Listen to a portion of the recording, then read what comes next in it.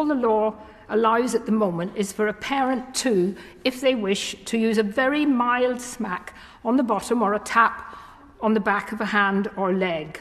There is no evidence that this very moderate and very limited defence has been misused to allow parents to get away with abusing their children. And the idea that it leads to escalation, that a parent who uses a very mild smack today will beat their child black and blue tomorrow, is just such an insult to millions of normal, decent parents who would never dream of doing any such thing. You might as well say that shouting at your child should be banned, because that too can sometimes escalate. It is really a ridiculous and offensive notion. We know that there are no popular calls for a ban.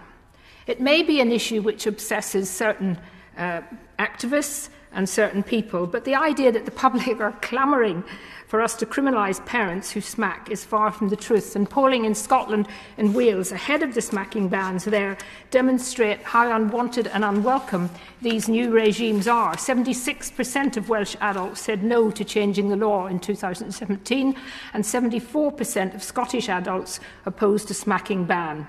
And I haven't seen much discussion of it in Northern Ireland.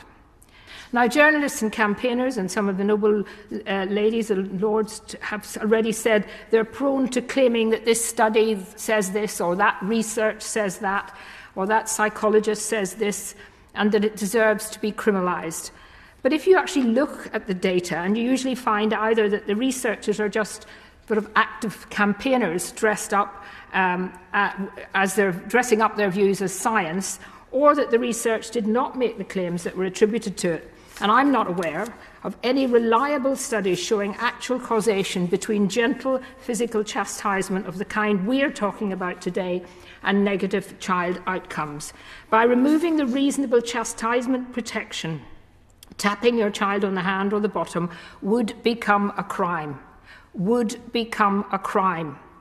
An assault, as some of the noble ladies call it.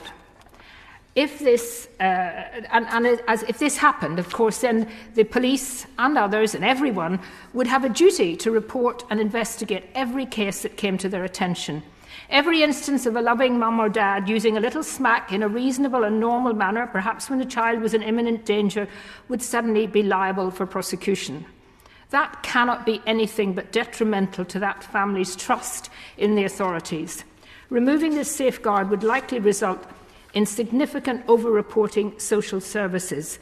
The twitching curtain brigade would love it. There are probably thousands and thousands of parents using reasonable chastisement every day, and that the idea that they would all stop overnight because we tell them to, I'm afraid, is pretty naive. Even if only a fraction of those parents came to the attention of the authorities, it would place considerable pressure on the already overburdened social services and police. And this would dilute the resources available to help truly vulnerable children and their families. Some of them would eventually slip through the cracks and be overlooked. And I do believe, my lords, that this would be the legacy of passing this amendment. In all honesty, I fail to see how removing the reasonable chastisement helps families at all. It would increase the pressure on reasonable parents and dissolve their trust. It would increase the pressure on our vital services and those most at risk. Families are the backbone of our society, and they deserve all the support we can give them. The reasonable chastisement defence is, by definition, a reasonable law. My Lords, this amendment attempts to repeal the defence of reasonable punishment as part of the Children's Act, and that would effectively, in my mind, criminalise parents for reasonably chastising their own children. In doing so, the amendment raises a number of ethical pitfalls that I think the state faces whenever it legislates in policing private family life in a free society. Historically, we've recognised that state interventions into family life should be rare, proportionate, and handled with due respect for parental autonomy. In recent years, sadly, we've seen an unfortunate trend towards top-down overreach, and this amendment is a good illustration. In the whole of the Domestic Abuse Bill, with its focus on helping those abused in domestic settings or context, we still need to remember that this is not a green light to tear up all the norms of privacy and liberty when it comes to family life.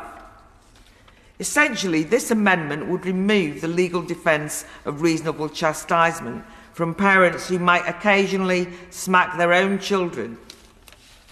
Effectively, this declares that the government knows better than loving parents who could find themselves vulnerable to charges of common assault just for being parents. Also, this amendment is entirely unnecessary because it's already illegal to aim a smack at a child's head or hit a child with an object, or any smack that leads to more than the temporary reddening of skin. In other words, unreasonable punishment is already against the law, and rightly so too. The vast majority of society view violence aimed at children as abhorrent. They think that beating children shouldn't just be illegal, but morally condemned, as we all do. So what would this amendment outlawing even a reasonable use of smacking achieve? The amendment states that, and I quote, "Battery of a child cannot be justified on the grounds that it constitutes reasonable punishment." And of course, battery can't be justified on the basis of reasonable punishment. But think about that use of that word battery. Yeah. It conjures up horrors, doesn't it? Yep. And why was that word used in this amendment? I noticed in campaigns to ban smacking in Wales and Scotland that one of the most egregious tactics of anti-smacking lobbyists was this irresponsible conflation of smacking with gross acts of violence. This rhetorical trick is shameless and shamefully distorts intention and context. I think it's important to state for the record that violence is physical force intended to injure. In contrast, if a mum or dad smacks a 5-year-old child for being naughty, they have no intention of causing injury. Rather, they, all of us, want to teach our own children right from wrong, to chastise them for running in front of a car or whatever. And this is driven by parental love, not a desire to injure. Conflating slapping with violence paints ordinary mums and dads as potential violent thugs or child abusers. It's just so insulting. And it shows a certain distrust of ordinary parents that we heard tonight, people describing smacking and beating the living daylights of children in the same sentence. To the noble Baroness Bennett, who argued that we should treat the smacking of a child as we treat the bodily attack on a grown adult, again, let's think about context. Do we really believe that children should not be treated differently to adults? In the real world, parents do many things to their children that they wouldn't dream of doing to another adult. When you order a child to bed, you don't order adults to bed, do you? When you check to whether your child's bottom is clean, you wouldn't do that to an adult. Children, we do treat differently to adults, especially our own children. If you confiscate your teen's Xbox or phone, we don't consider that theft because of the context. It's common sense disciplinary action, as smacking can be, and smacking is not assault or even comparable.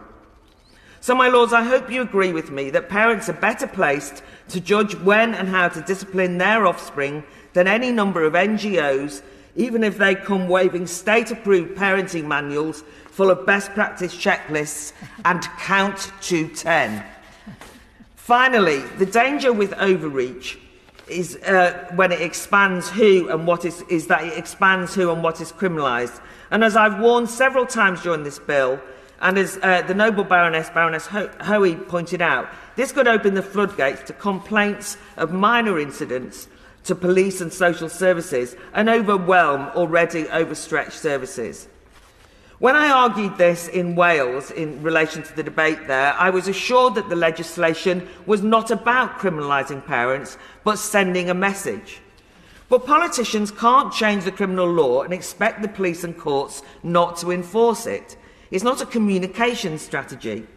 But also, the Scottish Government encouraged the public to phone 999 if they witnessed any parents smacking their child, and have also distributed leaflets aimed at children, urging them to report on their parents.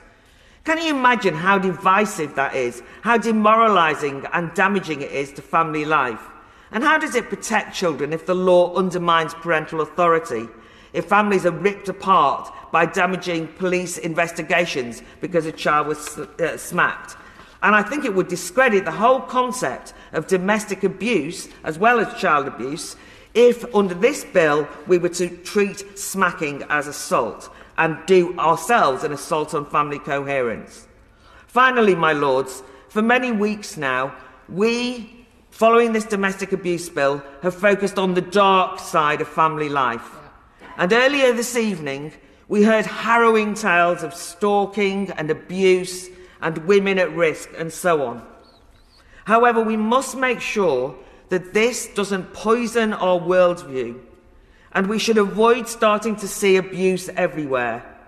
Behind closed doors is not a dystopian hellhole. The majority of families are joyous places of solidarity and socialising children that are sometimes messy, sometimes argumentative, sometimes a bit of shouting, sometimes the odd smack, but they are largely full of love. This amendment suggests otherwise and should be rejected. The reasonable chastisement defence helps to ensure that good parents do not find themselves being accused of being a child abuser for doing something perfectly gentle and humane. The reasonable chastisement defence therefore exists firstly to keep children safe and secondly to protect loving, decent parents. The current law does not need amending. It achieves the right balance. Who, after all, wants to criminalise reasonable behaviour? I expect most of us experienced reasonable chastisement when we were children. In a 2017 Comrares poll found this was the experience of 85% of adults. If reasonable chastisement was so harmful that it deserved to be criminalised, you'd expect 8 out of 10 adults to manifest the same symptoms as children who have been abused. But of course, they do not. How many of us, those of us as parents, whose parents loved us, cared for us, and taught us right from wrong, think our childhoods would have been better if our parents had been prosecuted merely for giving us a well-deserved smack on the bottom? Because that is what this amendment would mean for families today. Parents have a huge range of tactics and strategies at their disposal to help their children grow up into kind, diligent adults. Gentle instruction, words of praise, the naughty step, withdrawing privileges, but for many parents, reasonable chastisement sometimes fits the bill. Who are we to make criminals of those whose parenting philosophy differs from our own on this point? And for every person who claims such common sense parenting is damaging, we have thousands of sensible parents living in the real world who are convinced otherwise. Opinion poll after opinion poll shows that 3/4 of the public do not want to expose parents who use reasonable chastisement to the full force of the criminal law. This amendment is neither necessary nor wanted by the public. We should not use the criminal law to enforce political fashions and condemn the mums and dads of today for making the same decisions many of us have made. We must let parents decide for themselves. Common sense should not result in a criminal record.